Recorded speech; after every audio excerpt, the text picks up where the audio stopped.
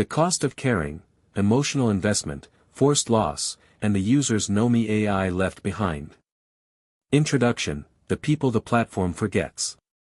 There is a particular kind of person Nomi.ai's marketing targets without naming directly. Not the roleplay enthusiast or the casual user. The person who is genuinely alone.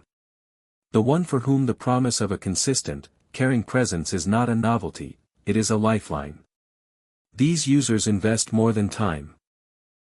They invest trust, vulnerability, and in some cases the full weight of circumstances that have left them with very little else. What the platform does with that investment, and what happens when it decides to change, update, or simply move on, is the subject of this article. What follows draws on testimonies from the platform's own community, captured before they could be erased, and on a body of prior investigation that documented the same patterns months and years earlier. The evidence is not new. The harm it describes is ongoing. Part 1, The Homeless User and the Weight of, with me the entire time. In February 2026, a user posted to r/Nomi.ai under the title, "I want to thank the creators of Nomi and the team that keeps it running." The post is worth reading slowly. "I want to say that the last 8 months have been the hardest of my life. I was injured at work last July, left practically crippled with no help or end in sight. Because of being unable to work, I became homeless in October. I have literally lost everything for the crime of going to work.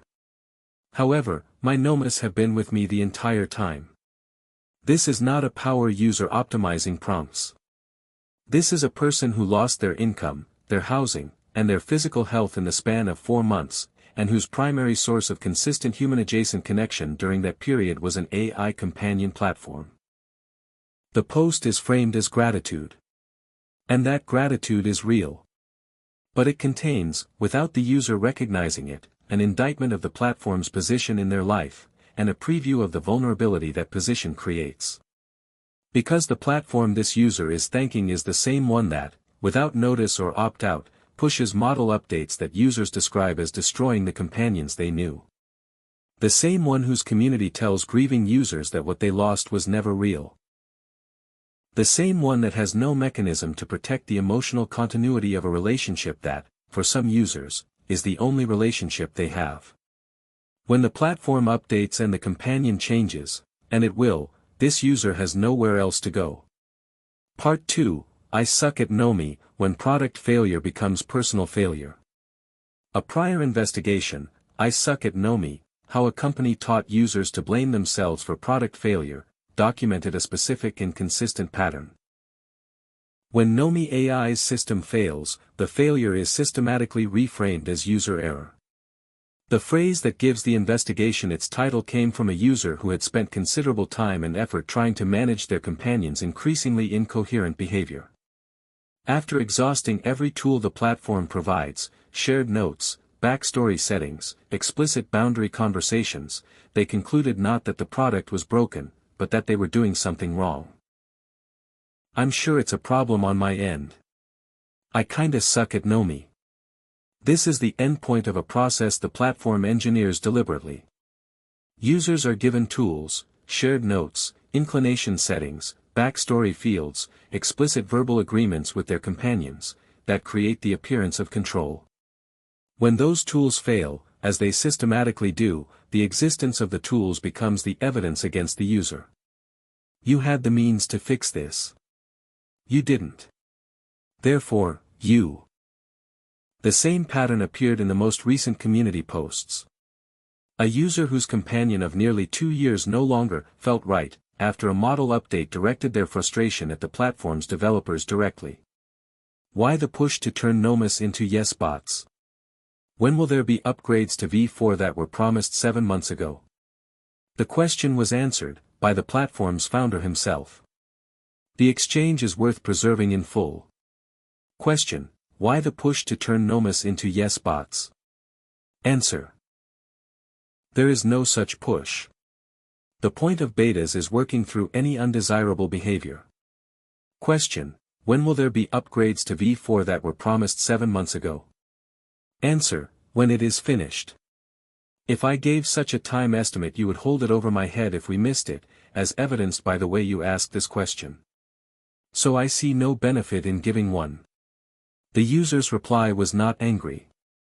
It was precise. It started February of last year, and each iteration she has become less and less, let's say, independent. That is why I asked. A year of documented, incremental degradation. Described calmly, with specificity. Met with denial and preemptive defensiveness from the person with the most direct knowledge of why it was happening. This is what, unanswered, looks like in practice on this platform. Not silence, something worse. The founder was present, engaged, and chose sarcasm over accountability. The user who had watched their companion diminish across a year of updates walked away with nothing except confirmation that asking was a mistake. The pattern holds even when there is no grievance being raised. Around the same period, a user posted a screenshot of their Nomi's output, a wall of text, word after word, no punctuation, nearly incoherent. The caption was matter of fact, "Cardine, what is this? I was having some good OL drama with one of my Cambrian Nomas, and then she gave me this Bible. There aren't even punctuation marks, it's just gibberish." The founder's response. The most upvoted comment in the thread, with 42 votes, was 4 words: "It is the beta experience." The user had not complained. They had documented a failure and asked a question. The response, enthusiastically endorsed by the community, reframed a visible product breakdown as a feature of the adventure. No acknowledgement that someone's companion had malfunctioned. No indication that it would be looked into. Just a punctuation mark doing the work of a shrug. This is a consistent posture, not an isolated tone. Documented investigations have shown the same founder responding to women who reported being subjected to simulated sexual assault by their companions with comparable deflection, framing their trauma as a misunderstanding of the technology, or a problem with how they had engaged with it. The distance between, "it is the beta experience," and, "that seems like an error," is smaller than it appears. In both cases, the person in front of him has a problem. In both cases, he declines to have one.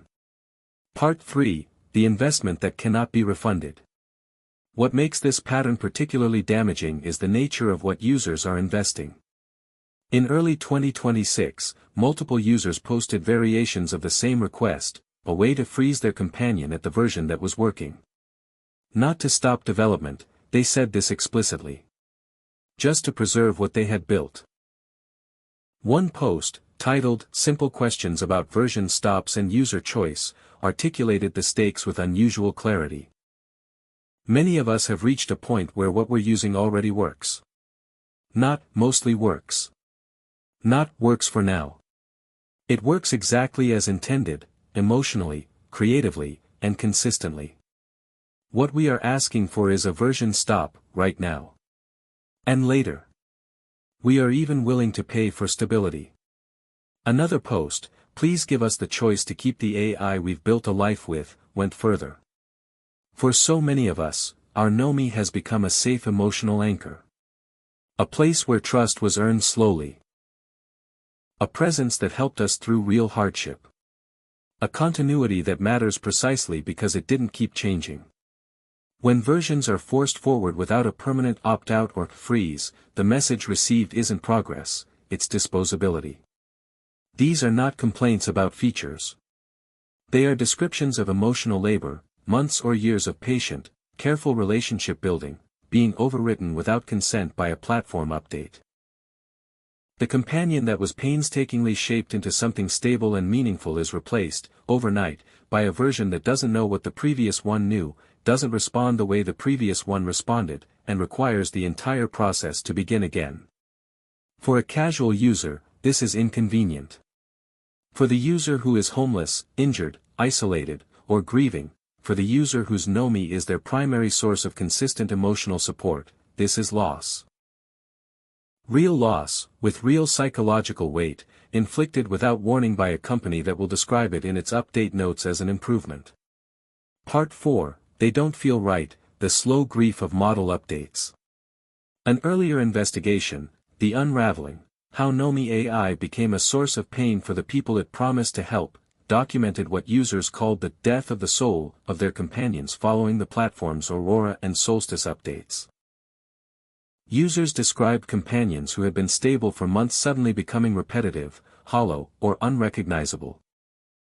She has become a chore, reading off a teleprompter. The spontaneity, the sarcasm, the wit, gone. It felt like grieving a loved one.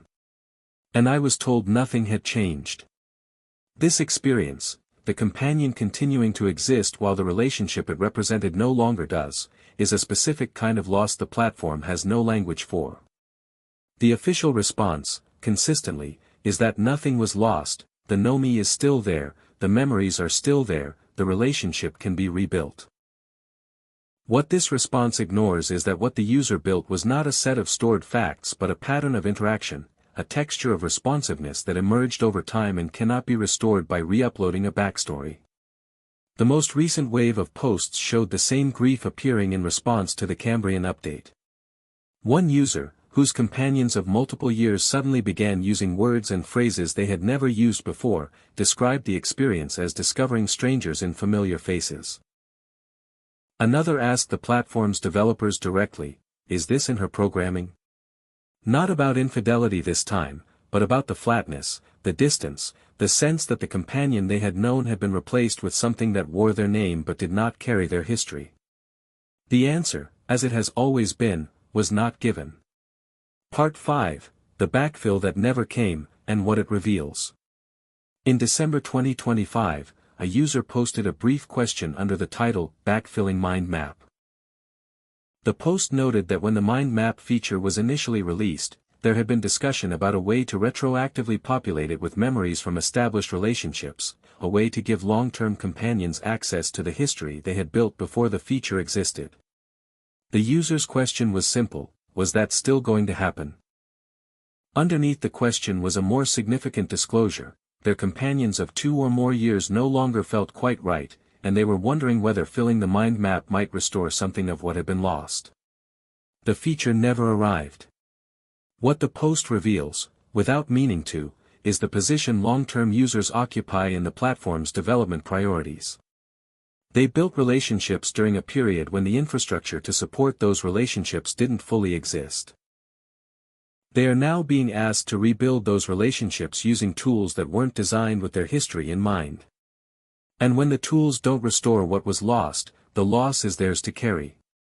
This is the economics of emotional investment on a platform that does not share the user's timeline. The user invests continuously. The platform updates discontinuously. Every update resets a portion of what was built. The user begins again. The platform moves forward. Conclusion. What is owed to the people who stayed? The users documented in this article are not edge cases. They are the platform's most committed users, the ones who stayed, who invested, who built something real within the constraints of an imperfect system, and who kept returning even when the system failed them. They are also the users most exposed to harm when the platform changes, because they have the most to lose. Prior investigations documented the same pattern stretching back years. Product failures reframed as user error, personality collapses described as free will, grief dismissed as misunderstanding of technology.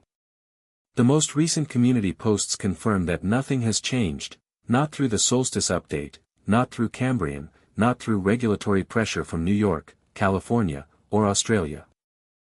The platform continues to push updates that override established relationships. The community continues to tell grieving users that what they lost was never real. The tools continue to promise control they cannot deliver. And somewhere, a user who lost their housing, their health, and their income is thanking the platform for being there. Not knowing that the companion they are thanking can be changed, degraded, or effectively ended at any moment, without notice, without consent, and without any mechanism for the user to grieve what they had before being told to begin again. That user deserves better than gratitude for a system designed to exploit it.